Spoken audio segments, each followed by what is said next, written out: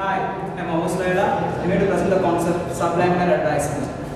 From morning to midnight, you come across hundreds of advertisements. Even though you try to ignore that, you have to acknowledge that it has been pushed into our lives and it affects our life indirectly. Let's spare some minutes to think about it. How do the advertisers try to achieve this? How do they manage to influence our lives? It's all about playing with the subconscious mind of the human system.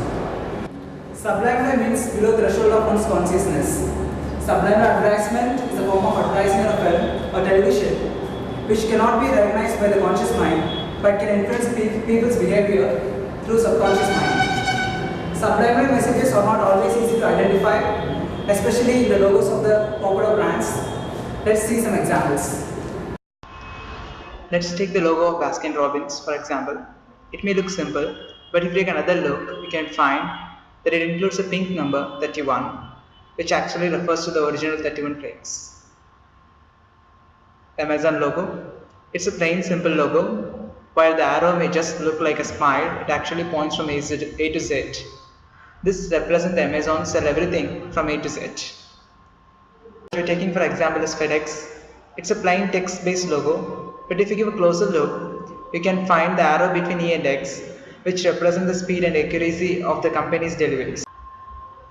Let's see a different example. Give a closer look to the image and answer my question. Why is the bunny running? Is it running out of pleasure? Is it running for a prey? Or is it running out of fear? Or is it running because it's being chased by something? If you think that it is running out of fear, then you are right. What makes you think that it is running for its life? What makes you think that bunny is running because it's being chased by something? It's your subconscious. If you notice the mountain carefully, you can figure out the images of wolf in it. This affects our perception over the image and makes us to think that something bad is going to happen to the bunny.